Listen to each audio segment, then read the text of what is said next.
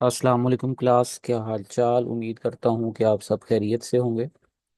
जैसा कि आपको पता है कि लास्ट लेक्चर में हमने लेंसेज को डिटेल से डिस्कस किया था। हमारा अब जो नेक्स्ट टॉपिक है वो है टोटल इंटरनल रिफ्लेक्शन। उससे पहले एक एग्जांपल है जिसमें हम रिफ्रैक्टिव इंडेक्स जो है उसके फॉर्मूला को यूज़ करते हुए एंगल ऑफ रिफ्रैक्शन जो है वो फाइंड करेंगे। तो ये वैसे काफ़ी इम्पोर्टेंट है, आपको एमसीक्यूज में ये शॉर्ट क्वेश्चन में इससे रिलेटेड पूछा जा सकता है। A ray of light enters from air to glass, यानी एक लाइट रे एयर से ग्लास में इंटर हुई है, मतलब एयर एक रेयर मीडियम है जबकि जो ग्लास है वो एक डेंसर मीडियम है। ठीक है, ये बात याद रखनी है आप। Angle of incidence is 30 degree. ठीक है, और जो ग्लास का रिफ्रैक्टिव इंडेक्स है वो 1.52 है। आपने एंगल ऑफ रिफ्रैक्शन निकालना है। ठीक है जी। अब आप ज़रा देखें गौर से तो ये गिवन डाटा गिवन है, एंगल ऑफ इंसिडेंस गिवन है, ग्लास का रिफ्रैक्टिव इंडेक्स गिवन है। स्नेल्स लॉ यूज़ करेंगे। Sine i over sine r is equal to n. ठीक है, और अगर आप देखें तो ये हमारे पास बन जाएगा 1.52 एन की वैल्यू। ठीक है, और ये जो हमारे पास साइन आर है ये इस साइड पे चला जाएगा, एन की साइड पे। ठीक है, इसको हम पेन ले लेते हैं यहाँ पे। हाँ जी, तो ये उधर जाके मल्टीप्लाई हो जाएगा। ठीक है, एन के साथ। तो ये जो हमारे पास है फॉर्मूला बन जाएगा। ठीक है, इसमें हमने वैल्यू पुट करनी है। ये आ जाएगा sin 30। ठीक है, अब हमने साइन आर निकालना है, तो ये 1.52 दूसरी साइड पे जाएगा, डिवाइड हो जाएगा, तो आंसर आएगा 0.33। साइन को हम साइन इनवर्स में कन्वर्ट कर लेंगे, तो ये हमारे पास एंगल ऑफ रिफ्रैक्शन आ जाएगा हमारे पास 19.3। तो जो मैंने शुरू में आपको बात बताई थी, यहाँ से आप देख के बता सकते हैं कि अब इधर से ही आप देख के बता सकते हैं कि एंगल ऑफ इंसिडेंस और एंगल ऑफ रिफ्रैक्शन में क्या रिलेशनशिप है। क्योंकि ये रेयर से डेंसर मीडियम में है, तो याद रखना है जब भी लाइट रेयर मीडियम से डेंसर मीडियम में जाती है तो उसका एंगल ऑफ रिफ्रैक्शन जो है वो कम हो जाता है, यानी लाइट नॉर्मल की तरफ झुकती है। ठीक है, टूवर्ड्स द नॉर्मल। ठीक है, जिसकी वजह से एंगल ऑफ रिफ्रैक्शन कम हो जाता है। तो ये हमने पीछे प्रीवियसली रिफ्रैक्शन के टॉपिक में स्टडी भी किया था। ठीक है, तो इस तरह से आपसे मुख्तलिफ क्वेश्चंस जो हैं वो पूछे जा सकते हैं। अब आगे है हमारे पास टोटल इंटरनल रिफ्लेक्शन। जैसे नाम से जाहिर है, टोटल इंटरनल रिफ्लेक्शन यानी लाइट जब किसी मीडियम से ट्रैवल करती हुई किसी दूसरे मीडियम की बाउंड्री से टकराती है, तो लाइट अगर मुकम्मल तौर पे वापस उसी मीडियम में लौट आए तो इस फिनोमेना को हम कहते हैं टोटल इंटरनल रिफ्लेक्शन। लेकिन ये होता कैसे, तो उसके लिए हम यहाँ से इसको पढ़ते हैं। कहता है when a ray of light travelling in a denser medium. तो अगर एक लाइट रे डेंसर मीडियम में ट्रेवल करती है, enters into a rare medium. ठीक है, तो डेंसर मीडियम से रेयर मीडियम में जाती है, it bends away from the normal. तो वो नॉर्मल से बेंड हो जाती है। यार आप लोग गौर से देखें यहाँ पे, ये आपके पास इंसिडेंट रे है। जैसे ही ये जाके ग्लास एयर बाउंड्री से टकराती है, तो अगर आप देखें तो ग्लास एक डेंसर मीडियम है जबकि एयर जो है वो एक रेयर मीडियम। ठीक है, तो अब आप देखें यहाँ पे, तो ये वाली जो हाईलाइटेड रे है दिस इज कॉल्ड रिफ्रैक्टेड रे। तो यहाँ पे आपको नज़र आ रहा होगा कि एंगल ऑफ इंसिडेंस जो है वो स्मॉल है, किससे, एंगल ऑफ रिफ्रैक्शन से। एंगल ऑफ रिफ्रैक्शन बड़ा है। ठीक है, यानी आप इसको यहाँ पे लिख सकते हैं angle of refraction is greater then angle of incidence. ठीक हो गई बात। अच्छा, ये नीचे जो लिखा हुआ है see this is critical angle, इसको हम बाद में जो है वो देखते हैं कि क्रिटिकल एंगल क्या होता है, फिर हम इसको डिस्कस करेंगे। आगे है, if the angle of incidence I increases. अगर हम एंगल ऑफ इंसिडेंस को बढ़ाते जाएं, the angle of refraction also increases. तो ये पेपर में आपसे एमसीक्यूज पूछा जा सकता है कि अगर हम एंगल ऑफ इंसिडेंस बढ़ाएंगे तो एंगल ऑफ रिफ्रैक्शन भी बढ़ेगा। For a particular value of for the angle of incidence, angle of incidence की एक खास वैल्यू पे the angle of refraction becomes 90 degree. Angle of refraction क्या हो जाएगा, 90 डिग्री हो जाएगा। द एंगल ऑफ इंसिडेंस, वो angle of incidence that causes the refracted ray into rare medium, ठीक है, जिसकी वजह से जो रिफ्रैक्टेड रे रेयर मीडियम के अंदर है to bend through a 90 degree, जिसकी वजह से वो जो रे है वो 90 डिग्री पे बेंड हो जाए, इज कॉल्ड क्रिटिकल एंगल। वो क्या कहलाता है?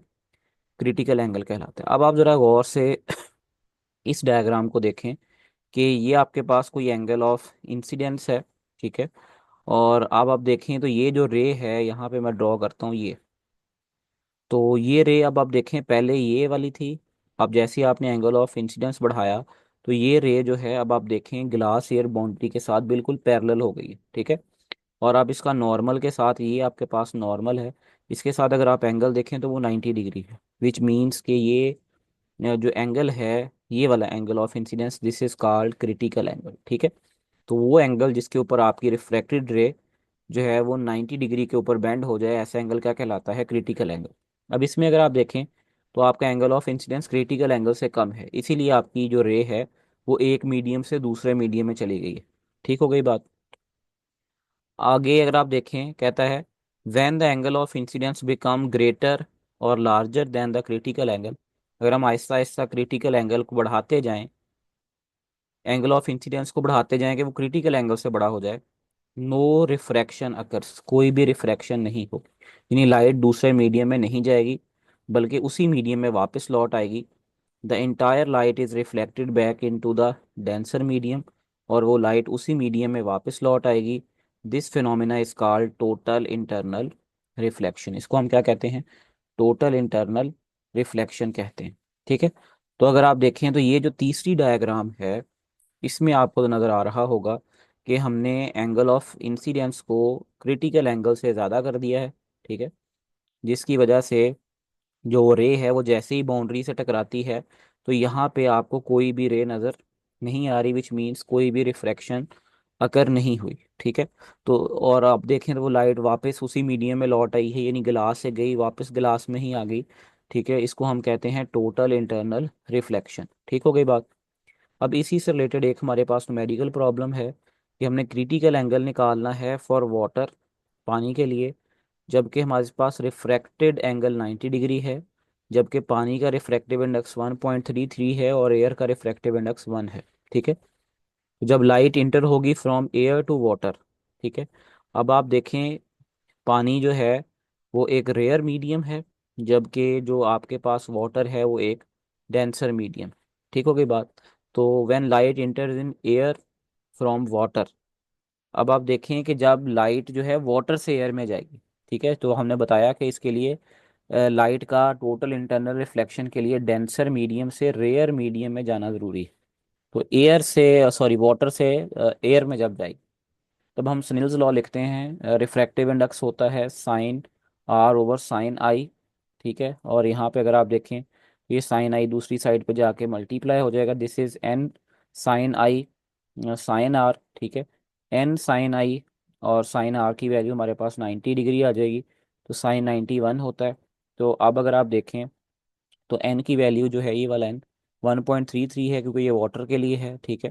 तो अब अगर आप देखें तो ये दूसरी साइड पे जाके डिवाइड हो जाएगा, तो ये बन जाएगा 1/1.33, इधर बचेगा साइन, साइन दूसरी साइड पे जाके इन्वर्स हो जाएगा, तो हमारे पास आंसर आएगा 48.8 डिग्री। इस तरीके से आप क्रिटिकल एंगल जो है वो निकाल सकते हैं। ठीक हो गया बात। अब इसी इक्वेशन को मुख्तलिफ तरीक़ों से भी लिखा जा सकता है, लाइक अगर आप देखें तो ये चूंकि दो मीडियम्स के लिए है तो हम लिख सकते हैं sine theta I is equal to n2 sine theta sine sorry sine R, ठीक है। अब अगर आप देखें तो ये जो हमारे पास है ये वाटर के लिए है, ये हमारे पास एयर के लिए है, तो इसकी वैल्यू आ जाएगी 1.33 साइन आई, जबकि एयर के लिए ये वाला हिस्सा जो है ये एयर के लिए है, ये वाला हिस्सा जो है ये वाटर के लिए, यहाँ पे 1 आ जाएगा। साइन आर, आर की वैल्यू जो है वो 90 डिग्री है, तो ये आ जाएगा sine I is equal to sine 91 हो जाएगा, तो ये आ जाएगा 1, और ये 1.33 इस साइड पे आके हो जाएगा डिवाइड, ठीक है। और इसको फिर आप बाद में सॉल्व कर लें इनवर्स लेके, साइन इनवर्स 1/1.33, 33, ठीक है। और इसका आंसर निकालने तो वो हो जाएगा 48.8 डिग्री। ठीक है, इसको आप इस तरीके से भी हल कर सकते हैं। अब इसी साइड पे मैंने इसी पैराग्राफ से जो इंपॉर्टेंट पॉइंट्स हैं उनको अलग निकाल के लिखा हुआ है, उसको भी हम रिवाइज कर लेते हैं। कि जब लाइट रे जो है ट्रेवल करती है डेंसर मीडियम से, मिसाल के तौर पे ग्लास या वाटर है, टू द रेयर मीडियम, ठीक है, लाइक एयर है, तो it bends away from the normal due to refraction, तो रिफ्रैक्शन की वजह से वो अपने नॉर्मल से अवे बेंड हो जाती है। At the angle of incidence increases, जैसे जैसे हम एंगल ऑफ इंसिडेंस बढ़ाते हैं एंगल ऑफ रिफ्रैक्शन भी बढ़ता है। आगे अगर आप क्रिटिकल एंगल देखें तो at particular angle of incidence the refracted ray travels along the boundary at 90 degree. तो ये खास एंगल ऑफ इंसिडेंस पे जो आपकी रे होती है वो बाउंड्री के साथ ट्रेवल करती है 90 डिग्री एंगल पे। इस स्पेसिफिक एंगल ऑफ इंसिडेंस को हम नाम देते हैं क्रिटिकल एंगल का। तो the angle of incidence in the denser medium, तो याद रखना है कि ये एंगल ऑफ इंसिडेंस होता है डेंसर मीडियम में, from which the angle of refraction in the rare medium is 90 degree. तो ये जो 90 डिग्री का एंगल होता है ये रेयर मीडियम में होता है, ठीक है। तो ऐसे एंगल को फिर हम क्रिटिकल एंगल कहते हैं। आगे है टोटल इंटरनल रिफ्लेक्शन, ये तो क्रिटिकल एंगल हो गया ना। टोटल इंटरनल रिफ्लेक्शन कब होती है? The angle of incidence become greater than critical angle, अगर आपका angle of incidence critical angle से बढ़ जाता है। The ray does not reflect into the rare medium, तो जैसे आपको यहाँ पे नजर आ रहा है कि कोई भी रे इस मीडियम में मौजूद नहीं है, विच मीन्स के यहाँ पे किसी भी किस्म की रिफ्रैक्शन नहीं हुई, ठीक है। Instead it completely reflected back into the denser medium, तो ये देखें अभी ये रे जो है ये डेंसर मीडियम में वापस आ गई। This phenomena is called total internal reflection, यानी TIR, ठीक है। अब इसके लिए कंडीशंस क्या हैं? पहली कंडीशन ये कि लाइट रे डेंसर मीडियम से रेयर मीडियम में जानी चाहिए, और दूसरा ये है कि आपका angle of incidence critical angle से बड़ा होना चाहिए, ठीक है। तब आपकी जो लाइट रे है वो वापस आती है किसमें? डेंसर मीडियम, ठीक है। अगला जो हमारा टॉपिक है ये ऑप्टिकल फाइबर से रिलेटेड है, क्योंकि ये दोनों टॉपिक्स जो है वो हमारे चैप्टर नंबर 10 में इस्तेमाल होंगे, तो लिहाजा जो है हम इसको पहले यहाँ से थोड़ा सा रिवाइज कर लेते हैं। अब आगे ये जो है मैंने इसके पॉइंट्स निकाल के साइड पे लिख रखे हैं, उन्हीं को हम देखेंगे। Optical fibre uses the principle of total internal reflection, यानी जो ऑप्टिकल फाइबर है वो बेसिकली टोटल इंटरनल रिफ्लेक्शन के प्रिंसिपल को यूज़ करती है to transmit light over long distances. तो लाइट जो है वो इससे हम दूर दराज के जो फासले हैं, जगह हैं, वहाँ पे हम मुंतकिल कर सकते हैं। It is widely used in telecommunication field for fast and clear data transfer. इसका इस्तेमाल जो है वो टेलीकम्युनिकेशन फील्ड में होता है, और इससे हम डाटा को एक जगह से दूसरी जगह आसानी से मुंतकिल कर सकते हैं। अब आगे है स्ट्रक्चर ऑफ ऑप्टिकल फाइबर। इसमें जो सबसे पहली चीज़ होती है दिस इज कॉल्ड कोर, ठीक है। The inner part of the fibre that carries light, उसको हम कोर कहते हैं। ये आमतौर पे ग्लास या प्लास्टिक का होता है, जिसकी प्रॉपर्टी ये है कि उसका रिफ्रैक्टिव इंडेक्स हाई होता है, ठीक है। जैसे कि आप इस डायग्राम में देख सकते हैं कि ये जो सेंट्रल पार्ट है सारा, ठीक है, यहाँ तक ये सारा जो है ये दिस इज कॉल्ड कोर, ये क्या कहलाता है? कोर। और इसका जो रिफ्रैक्टिव इंडेक्स है वो 1.53 है, ठीक है। आगे है cladding, the outer concentric shell surrounding the core. इस कोर को जो एक शेल ने लपेटा हुआ होता है, जिसके इर्द गिर्द होता है, उसको हम क्लैडिंग कहते हैं। ये आमतौर पे ग्लास या प्लास्टिक का होता है, लेकिन इसका रिफ्रैक्टिव इंडेक्स कम होता है, ठीक है। Helps in total internal reflection by creating the required difference in refractive indexes, ठीक है। क्योंकि रिफ्रैक्टिव टोटल इंटरनल रिफ्लेक्शन के लिए दरमियान में जो मीडियम है उसका डेंसर होना ज़रूरी है। तो आप देखें ये कोर 1.53 और ये जो क्लैडिंग है 1.39, विच मीन्स के कोर का रिफ्रैक्टिव इंडेक्स ज़्यादा है, क्लैडिंग का रिफ्रैक्टिव इंडेक्स कम है। तो यहाँ पे टोटल इंटरनल रिफ्लेक्शन के लिए ये कंडीशन फेवरेबल है, ठीक है। तो इस तरीके से आप देख सकते हैं। तो ये जो पार्ट आपको नज़र आ रहा है साइडों पे, ये वाला, ये सारी जो है ये आपके पास क्लैडिंग है, ठीक है। नीचे भी अगर आप देखें तो ये जो सारा आप हिस्सा है दीस आर कॉल्ड क्लैडिंग, ठीक है। आगे अब इसका है वर्किंग प्रिंसिपल, कि जब लाइट इंटर होती है कोर में, hits the core cladding boundary, तो वो कोर क्लैडिंग बाउंड्री के साथ जाके टकराती है। If the angle of incidence is greater than critical angle, अगर उसका angle of incidence critical angle से ज़्यादा होता है, the light under goes total internal reflection, तो लाइट क्या परफॉर्म करती है? टोटल इंटरनल रिफ्लेक्शन, ठीक कंडीशन भी है, पीछे पड़ी थी। The light bounce repeatedly in side the core. अब आप देखें, एक दफ़ा ये यहाँ से टकराई है और एक दफ़ा ये यहाँ पे टकराई, ठीक है। तो ये लाइट जो है मल्टीपल टाइम्स कोर के साथ जो है वो टकराती है। यहाँ पे अगर आप देखें तो एक दफ़ा इधर और एक दफ़ा इधर, ठीक है। तो and does not escape from the cladding, लेकिन ये क्लैडिंग से बाहर नहीं निकलती क्योंकि ये टोटल इंटरनल रिफ्लेक्शन परफॉर्म करती। This allows light to travel along the long distances with minimal energy loss. इससे लाइट बहुत दूर दराज का फासला बहुत कम एनर्जी लॉस के साथ तय करती, ठीक है। अब आगे इसके कुछ एडवांटेजेस हैं कि ये हाई स्पीड डाटा ट्रांसमिशन के लिए यूज़ होती है over long distances. Low signal loss होता है इसमें, सिग्नल का लॉस ज़्यादा नहीं होता, और ना ही किसी किस्म की इंटरफेरेंस होती है, ठीक है। यानी स्ट्रे सिग्नल्स जो हैं या स्ट्रे फील्ड्स इसको इंटरफेयर नहीं करते। Can carry thousands of phone calls simultaneously, एक टाइम पे टू वे कॉल्स जो है ये हैंडल करती है। Compact, light weight and flexible cable होती है, ठीक है। और इसका पाकिस्तान में क्या इस्तेमाल है कि ये ऑप्टिकल फाइबर पाकिस्तान में टेलीफोन और एडवांस टेलीकम्युनिकेशन में यूज़ होती है। Helps ensure clear uninterrupted communication across the country, जिससे हम कंट्री में, मुल्क के अंदर मुख्तलिफ जगहों पे आसानी से कम्युनिकेशन जो है वो कर सकते हैं, ठीक है। आगे अब इसी से रिलेटेड कुछ एप्लीकेशंस हैं। सबसे पहले है हमारे पास light pipe. A light pipe is a bundle of thousands of optical fibres tightly bound together. अगर हम बहुत सारी ऑप्टिकल फाइबर्स को इकट्ठा एक साथ में बांध दें तो वो जो पाइप है, this is called light pipe. इसका प्रिंसिपल क्या है कि light travels through each optical fibre based upon the principle of total internal reflection, ठीक है।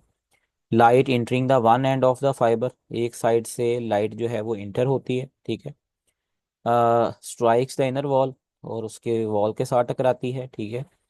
At angle greater than the critical angle, thus this causes the light to completely reflected back into the fiber। तो ये total internal reflection वाला phenomena. The process repeat multiple time, light multiple times टकराती है, allowing light to travel the long distance within the fiber with minimal loss of intensity even around bends, ठीक है। जहाँ से bend भी होती है वहाँ पे भी एनर्जी लॉस कम होता है। इसका फ़ायदा क्या है कि ये बेसिकली एल्यूमिनेट करती है इन असेसेबल प्लेसेस को, ऐसी जगह पे जहाँ पे आपकी एक्सेस नहीं है, जहाँ पे आप जा नहीं सकते। Use by doctors, engineers to shine the light into areas that are difficult to reach directly inside the human body और मशीनरी, ठीक है। इंसान में ये थानों में भी अंदरूनी अज़ा को देखने के लिए इस्तेमाल होती है। इसके अलावा image transmission can be use to transmit the images from one place to another place. Each fiber is a bundle, carries a small part of image. The arrangement of fibers at the output correspond to the arrangement as input and allowing the image to reconstructed, ठीक है। तो ये आपके सामने ये दिखाया गया है। तो ये एक लाइट पाइप है, ठीक है। तो इसमें एक लेंस है, और light pipe can be use to together to produce a magnified transmitted image of an object, ठीक है। इस तरीके से यहाँ पे देखेंगे तो डॉक्टर हैं जो कि एंडोस्कोप को यूज करके किसी भी पेशेंट के जो अज़ा हैं अंदरूनी उसको देख रहे हैं, ठीक है। तो ये जो 12.15 है इसको थोड़ा सा एक्सप्लेन किया गया है। कहता है illustrate how a lens and light pipe can be use together to produce the magnified transmitted image of an object. Light from the object enters into the lens. तो ये लाइट जो है ऑब्जेक्ट से लेंस में inter होती है, forming a image at the input and of the fibre. ये इसका इनपुट एंड है, यहाँ पे वो इमेज बनता है, ठीक है। This image is then transmitted through the fibre. वो इमेज इस फाइबर के थ्रू जो है ट्रेवल होता हुआ यहाँ से, ठीक है, आगे पहुंचता है, ठीक है। And can be viewed at the output and, और इसको आउटपुट एंड पे देखा जा सकता है। अगला है हमारे पास endoscope. An endoscope is a medical instrument use to exploratory diagnosis and surgical purpose. तो इसको आप बीमारियों को डायग्नोज, डिजीज़ को डायग्नोज करने के लिए, और इसको सर्जन्स जो हैं वो सर्जरी के लिए भी इस्तेमाल करते हैं। की फीचर क्या है, ये स्मॉल इन साइज होती है।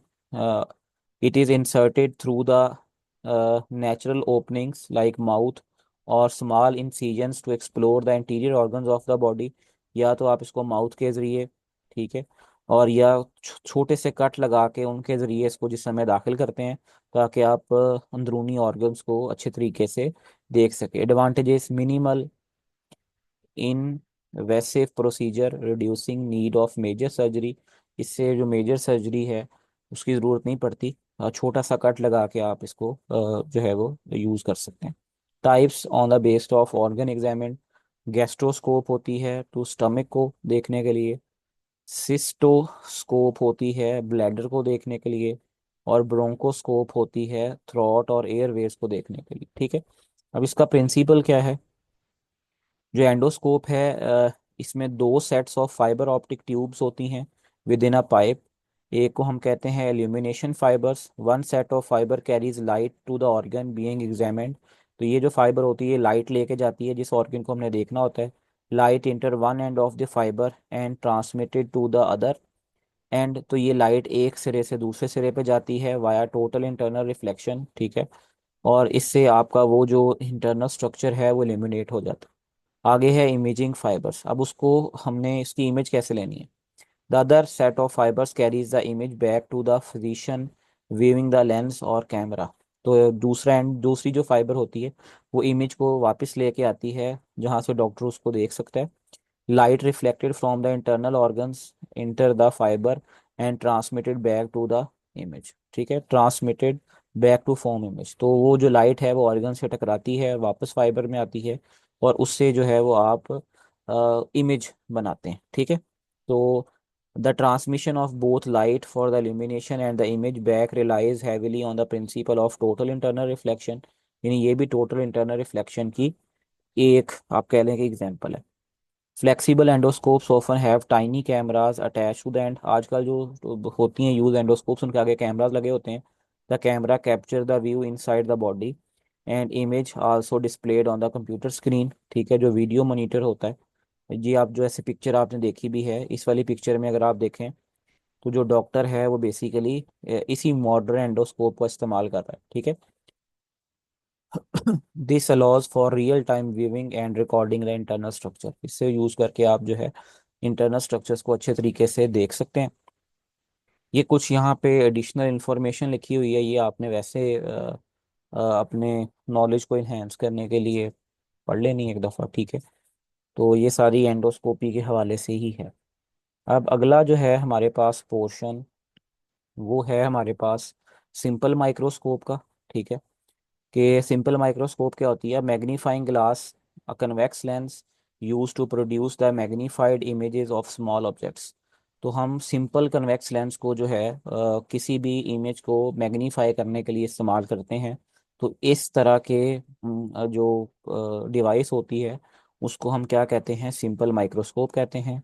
इसका जो प्रिंसिपल है वो ये है कि इसमें हमने ऑब्जेक्ट को लेंस के करीब रखना होता है देन इट्स प्रिंसिपल फोकस। ठीक है, तो यानी हमने जो ऑब्जेक्ट होता है उसको लेंस के करीब और प्रिंसिपल फोकस के करीब रखना होता है। The arrangement results in the formation of upright.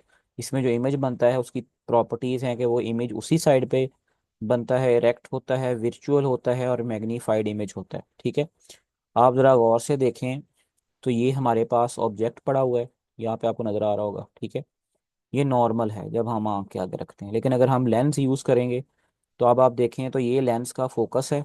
मैंने ऑब्जेक्ट को आ, हमारी आंख और फोकस के दरमियान में रखा हुआ है, यानी लेंस के ऑप्टिकल सेंटर और फोकस के दरमियान में आपका ऑब्जेक्ट पड़ा हुआ है। तो वही चीज़ इसने शुरू में बताई कि वो ऑब्जेक्ट जो है वो लेंस के करीब होता है then its principal focus, principal focus से भी करीब होता है। ठीक है, अगर आप देखें तो ये प्रिंसिपल फोकस से आगे है, ऑप्टिकल सेंटर के करीब है। यानी हम इसको ऐसे कह सकते हैं कि ये जो है ये ऑप्टिकल सेंटर और फोकस के दरमियान में है। तो जो इमेज यहाँ पे बनता है तो वो ये अपराइट इमेज है।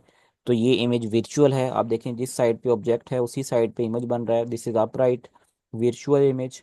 ठीक है, और मैग्नीफाइड है। अगर आप देखें तो ये साइज ओरिजिनल, यहाँ पे अगर आपको नज़र आ रहा होगा तो ये ओरिजिनल साइज है जबकि ये मैग्नीफाइड साइज है।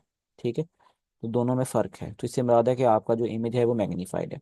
इमेज की location for comfortable viewing this virtual image is usually formed at the least distance of distinct vision which is approximately 20 centimetre of the normal eye. तो आमतौर पे इसका जो डिस्टेंस होता है वो 25 सेंटीमीटर होता है।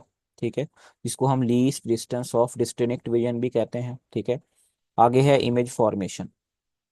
The small object is placed between the lens and the principal focus. ठीक है, और ये रे डायग्राम है, ठीक है।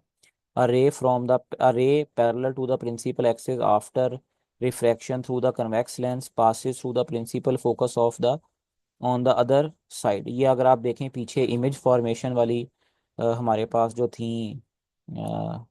डायग्राम उसमें, तो यहाँ पे अगर आप देखें तो ये हमारे पास जो है ये ये वाला, ठीक है, ये वाला जो लास्ट पे है इसमें अगर आप देखें तो ये हमारा ऑब्जेक्ट पड़ा हुआ है और ये हमारे पास इमेज बन रहा है। तो बिल्कुल ये वही वाला जो है सीन है यहाँ पे भी, सिंपल माइक्रोस्कोप में भी, ठीक है। आगे है रे from the optical centre goes undeviated, जो ऑप्टिकल सेंटर में से गुजरेगी वो अनडेविएटेड होगी, ठीक है। और ये दोनों रेज जो हैं ये आगे चली जाएंगी, फिर आप इनको वापस पीछे मिलाएंगे तो ये हमारे पास जो है ये इमेज बनाएंगे, ठीक है। तो आगे है image characteristics. The image is virtual can not be projected on the screen, ठीक है। सेम ओरिएंटेशन होती जैसे ऑब्जेक्ट की है, अगर ऑब्जेक्ट भी आप देखें अपवर्ड है, ये भी इमेज भी अपवर्ड है, तो इसको अपराइट कहते हैं। Magnified larger than the object, इसका साइज जो है वो ऑब्जेक्ट से बड़ा होता है। अब नीचे आ जाए मैग्नीफाइंग पावर, ठीक है। तो कहता है when a small object is placed at the near point यानी 25 centimetre it's subtended a certain angle at the eye, ठीक है। यहाँ पे अगर आप देखें तो ये वाला जो एंगल है दिस इज कॉल्ड थीटा, ठीक है, ये हमारे पास बनता है, ठीक है। आगे है limitations for near point viewing. If we bring the object even closer to the eye then the near point make it appear larger subtended at the larger angle, जिसको हमने थीटा डैश कहा है, ये वाला एंगल जो नीचे B diagram में बन रहा है, ठीक है। The image becomes blurred and can not be seen clearly, तो इमेज जो है वो ब्लर बनेगा और वो आपको अच्छे तरीके से दिखाई नहीं देगा। Role of magnifying glass. A magnifying glass allow us to place the object much closer to the eye like 25 centimetre still see clear magnified and virtual image formed at और बियॉन्ड द नियर पॉइंट। तो या तो आपका image near point पे बनता है या उससे आगे, ठीक है। अब मैग्निफिकेशन हम कैसे निकालते हैं magnifying power.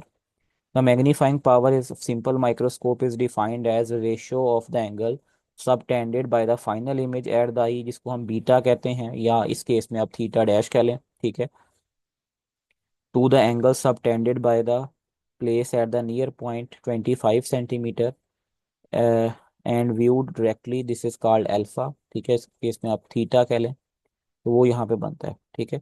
This is called M is equal to beta over alpha, this is called magnifying power, ठीक है। तो अगर हमारे पास एंगल स्मॉल हो तो we can approximate by the ratio of height to the distances, ये हम आगे जाके डिराइव भी करेंगे, ठीक है। तो अल्फा को हम पुट कर सकते हैं H not over D, beta को हम पुट कर सकते हैं H I over D. H not is the height of object और एच आई जो है this is image formed eight near point, ठीक है। और मैग्नीफाइंग फार्मूला अगर आपका इमेज नियर पॉइंट पे हो व्हेन द फाइनल इमेज जो विर्चुअल है is formed at the near point, ठीक है, तो फिर आप जो v है उसको माइनस डी के इक्वल रखेंगे, ठीक है, चूंकि मैंने आपको बताया था, सही है। तो माइनस विच मीन्स के इमेज इज विर्चुअल, ठीक है, डी इज अ डिस्टेंस, सही है। तो मैग्नीफाइंग पावर को हम डिफाइन कर सकते हैं m is equal to 1 plus D over F. D जो है वो least distance of distinct vision है, जबकि एफ जो है वो फोकल लेंथ, ठीक है। अगर आपका इमेज इन्फिनिटी पे है when the image is virtual is formed at infinity for the relaxed eye viewing the magnifying power is m is equal to d of f, ठीक है। In this case object is placed at the principal focus, इसमें जो आपका object है वो किस कहाँ पे होता है, प्रिंसिपल फोकस पे होता है, ठीक हो गई बात। आगे है हमारे पास resolving power. The resolving power of an optical instrument is ability to distinguish between two closely placed objects or point sources. Resolving power किसी भी ऑप्टिकल इंस्ट्रूमेंट की वो खासियत होती है जिसके अंदर हम किसी भी दो करीबी जो करीब पड़े हुए ऑब्जेक्ट्स हैं उनके दरमियान फ़र्क कर सकते हैं या दो पॉइंट सोर्सेज के दरमियान, तो हम कहेंगे ये इस ऑब्जेक्ट की रिजॉल्विंग पावर है, ठीक है। High resolving power essential to see fine details of object are very close together. अगर दो ऑब्जेक्ट बहुत करीब करीब पड़े हैं तो उनकी फाइन डिटेल अगर हम देख सकते हैं तो हम कहेंगे इस ऑप्टिकल इंस्ट्रूमेंट की रिजॉल्विंग पावर हाई है। मिसाल के तौर पे example, high resolving power microscopes are used to see tiny organisms and cellular structures clearly, ठीक है। जो हाई रिजॉल्विंग पावर माइक्रोस्कोप्स होती हैं वो छोटे माइक्रो ऑर्गेनिजम्स को देखने के लिए इस्तेमाल होती हैं। जबकि जो टेलीस्कोप्स होती हैं, हाई रिजॉल्विंग पावर, ये हम यूज़ करते हैं to distinguish between individual stars that appear very close together in the sky. यानी वो तारे अगर आप देखें वो बहुत करीब करीब होते हैं, तो हम टेलीस्कोप्स को भी यूज़ करते हैं उनको देखने के लिए। ठीक है। अब हमारे पास जो नेक्स्ट है, this is called compound microscope. Compound microscope जो है ये आप कह लें अगर हमें ज़्यादा मैग्नीफिकेशन रिक्वायर्ड है तो फिर हम उसके लिए ये जो कंपाउंड माइक्रोस्कोप है ये इस्तेमाल करते हैं। when the magnification greater than what a simple microscope can offer are required। अगर जो मैग्नीफिकेशन हमें सिंपल माइक्रोस्कोप दे रही है, अगर हमने उससे ज़्यादा जो मैग्नीफिकेशन है वो हासिल करनी है, तो उसके लिए फिर हम यूज़ करते हैं कंपाउंड माइक्रोस्कोप। ठीक है। अब इसकी डेफिनेशन क्या है? A compound microscope is an optical instrument use to converging lens. इसमें कितने कन्वर्जिंग लेंस यूज़ होते हैं? दो। जबकि सिंपल माइक्रोस्कोप में कितने इस्तेमाल होते हैं? एक। ठीक है। To achieve the higher magnification. ठीक है। इसमें सबसे पहला लेंस है, this is called objective lens. ठीक है। ये जो लेंस होता है इसकी फोकल लेंथ शॉर्ट होती है, प्लेस्ड नियर द ऑब्जेक्ट। इसको हम ऑब्जेक्ट के करीब रखते हैं, इसीलिए इसका नाम ऑब्जेक्टिव लेंस होता है। दूसरी प्रॉपर्टी है इसकी फोकल लेंथ कम होती है। It forms real inverted and magnified image. ये जो है रियल इन्वर्टेड और मैग्नीफाइड इमेज बनाता है। जबकि दूसरा लेंस कहलाता है eyepiece, the lens with relatively shorter focal length. इसकी फोकल लेंथ भी कम होती है, प्लेस्ड नियर द आई। इसको भी हम आँख के करीब रखते हैं, इसलिए हम इसका आई पीस है। It act as a simple microscope. ये वही काम करता है जो सिंपल माइक्रोस्कोप करती है। Magnify the real image formed by the objective lens. इसका काम होता है कि जो इमेज बन रहा है ऑब्जेक्टिव लेंस की वजह से, उसको हम मैग्नीफाई करें to produce final virtual inverted and highly magnified image. यानी जो फाइनल इमेज होता है वो विर्चुअल, इन्वर्टेड और हाईली मैग्नीफाइड होता है। जबकि जो ऑब्जेक्टिव लेंस का बनता है this is real, inverted and magnified. ठीक है। अब की फीचर्स हमारे पास क्या हैं? अगर आप देखें तो ये सामने आपके कंपाउंड माइक्रोस्कोप बनी हुई है। ठीक है। अब सबसे पहले इसमें आई पीस है। तो ये आई पीस जो है the lens which is use by the observer, या जिसके ज़रिए ऑब्जर्वर जो है वो देखता है किसी भी ऑब्जेक्ट को। उसके बाद है बॉडी ट्यूब। बॉडी ट्यूब जो है ये होल्ड करके रखती है ऑब्जेक्टिव लेंस को और आई पीस को एट द फिक्स डिस्टेंस। आगे है objective turret, holds multiple objective lenses with different magnifications allowing the user to switch between them। ठीक है। तो आगे है हमारे पास objectives lenses with different magnifying power like 10x, 40x, 100x। ठीक है। ये अगर आप देखें तो ये हमारे पास ऑब्जेक्टिव्स हैं, एक ये है एक ये है, और ये है this is called objective turret। ठीक है। आगे है stage, a platform where the specimen is to be observed. यहाँ पे अगर आप देखें तो ये हमारे पास स्टेज है जहाँ पे हमने किसी स्पेसिमन को ऑब्जर्व करना है। आगे है हमारे पास condenser, a lens system below the stage. इसके नीचे एक लेंस सिस्टम लगा होता है ये वाला। ठीक है। और to focus the light into the specimen, जिसको हम यूज़ करते हैं लाइट को फोकस करने के लिए स्पेसिमन के ऊपर। Improving the illumination and image quality, इससे आपकी इमेज क्वालिटी जो है वो बेहतर हो जाती है। लैंप या लाइट सोर्स, ये मॉडर्न में यूज होता है। Provide illumination for viewing the specimen. ठीक है। Diaphragm, control the amount of light passing through the condenser on to the specimen affecting the contrast and brightness. इससे आप उसको चेंज कर सकते हैं। ठीक है। आगे है coarse focusing knob use to initials large adjustment in the focus. Fine focus knob use to precise adjustment to obtain the sharp image. इसके बाद आर्म होता है use to support the upper part of microscope and is use to carrying it. ये जो हमारे पास आपको नजर आ रहा है आर्म। ठीक है, ये वाला। आगे है slide with the specimen, the object being observed is typically mounted on a glass slide. ठीक है। तो ग्लास की स्लाइड होती है, उसके ऊपर आप इसको यूज करते हैं। आगे है base, base provide the support for the microscope. ये नीचे जो है ये बेस है। ठीक है। आगे है इसके इस्तेमाल कहाँ कहाँ पे हैं? बेसिकली ये माइक्रोबायोलॉजी में यूज़ होती है बैक्टीरिया को देखने के लिए, viruses, fungi and other microscopic forms. ठीक है। इसके अलावा ये डाइवर्स साइंटिफिक डिसिप्लिन्स में यूज़ होती है, biology, microbiology, botany, zoology, geology, genetics, pathology. ठीक है। इसके अलावा ये मटेरियल साइंस में भी इस्तेमाल होती है। ठीक है।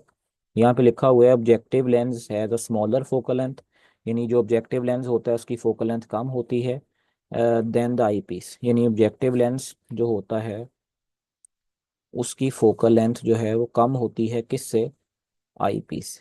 ठीक है, ये याद रखना है। Distance between objective lens and the eyepiece is greater than F plus F O plus F E. F O this is called objective lens and F E, ठीक है, इनसे ज़्यादा होता है is use to see very small objects. ठीक है, तो ये इसको हम एल से रिप्रेजेंट करते हैं।